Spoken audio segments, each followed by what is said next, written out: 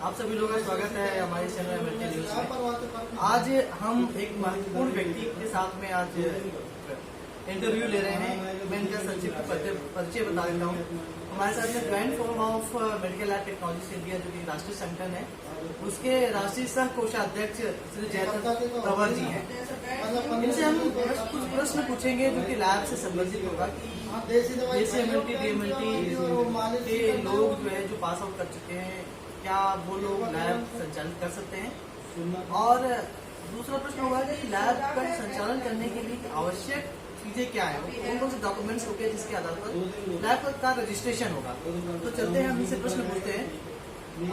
जयचंद जी, आप बताएं कि क्या बीएसएमएलटी डीएमएलटी के लोग को मान्यता है कि वो पैथोलॉजी लैब का संचालन कर सके। संतोष जी, पहले तो मैं आपको अपना परिचय दूं।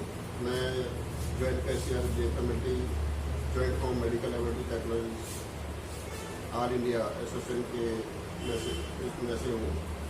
और एमएलटी और बीएससी-एमएलटी अब बेसिक लेबोरेटरी पे हमने बहुत काम किया है 2018 में बेसिक जेएमएलटी में।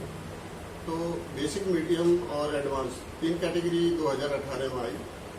3 कैटेगरियों में से बेसिक कैटेगरी में बीएससी और डीएमएलटी को प्रोत्साहन दिया गया, उसमें उसको जगह दी गई और उसको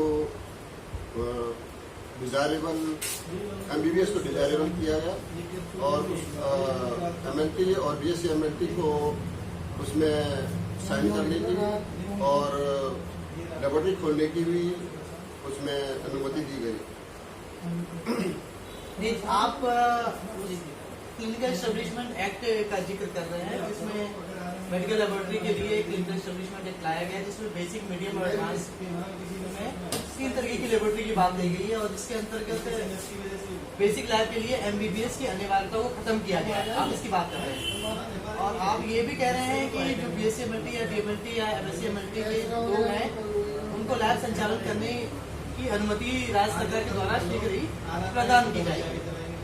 अगला प्रश्न ये है कि लैब संचालन जो पैथोलॉजी लैब है उसको ओपन करने के लिए वो कौन कौन से डॉक्यूमेंट्स चाहिए जिससे उस पैथोलॉजी लैब का संचालन या ओपनिंग की जा सके। संतोष जी, इसमें डीएमएलटी, बीएससी-एमएलटी, एमएससी-एमएलटी और पीएचडी ये सारे हमारे जो ये सारे इसके अंदर आते हैं। और अपनी पैथोलॉजी खोलने के लिए सबसे बीएससी-एमएलटी, डीएमएलटी और पीएचडी ये सबसे पहला वो है इसके डिप्लोमा डिग्री ये चाहिए। उसके बाद आता है पॉल्यूशन सर्टिफिकेट, जो जहाँ की जो सरकार है, जैसे हरियाणा सरकार है, हरियाणा पॉल्यूशन सर्टिफिकेट, और जहाँ की जो सरकार है वो पॉल्यूशन सर्टिफिकेट उसको देना होगा। उसके बाद आता है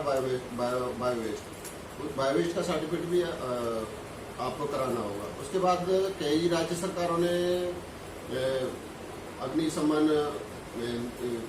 का भी प्रावधान रखा है, लेकिन हमारे जो मैं हरियाणा से बिलोंग करता हूँ तो हरियाणा में ऐसा कोई है नहीं। उसके बाद हमारी थोड़ी अपनी लेबोरेटरी आजकल हमारे यहाँ हरियाणा में सीए एक्ट आ गया 2010 वाला, उसमें रजिस्ट्रेशन का भी प्रावधान रखा गया है। तो हमारे यहाँ हरियाणा में तो बीएससी, एमएससी और डीएमएलटी के बेस पे रजिस्ट्रेशन हो रहे हैं। तो ये सारी जो है डॉक्यूमेंट्री हमें चाहिए एक लेबोरेटरी, बेसिक लेबोरेटरी खोलने के लिए। जैसे कि जयचंद जी ने बताया कि बेसिक लैब खोलने के लिए 4 या 5 तरीके का डॉक्यूमेंट होना अनिवार्य है। नंबर 1, जो भी लैब ओपन कर रहा है उसके पास डिप्लोमा, डीएमएलटी, बीएससी-एमएलटी, एमएससी-एमएलटी होना चाहिए। सेकेंड नंबर पर बायोमेडिकल वेस्ट का सर्टिफिकेट होना चाहिए। थर्ड नंबर पे पॉल्यूशन कंट्रोल बोर्ड का सर्टिफिकेट होना चाहिए। अगर उस राज्य में फायर के लिए भी प्रावधान रखा गया है तो वो भी होना चाहिए। जो 5वां है सबसे महत्वपूर्ण विषय, जिसके आधार पर उस पैथोलॉजी लैब का रजिस्ट्रेशन चीफ मेडिकल ऑफिसर अर्थात मुख्य चिकित्सा अधिकारी के कार्यालय में होना चाहिए। उसमें एमबीबीएस और एमडी की बात कही गई है। जैसा कि जयचंद जी ने बताया कि क्लिनिकल एस्टेब्लिशमेंट एक्ट 2018 जो आया है उसमें बेसिक, मीडियम, एडवांस किया गया है और एमबीबीएस की अनिवार्यता खत्म कर दी गई है।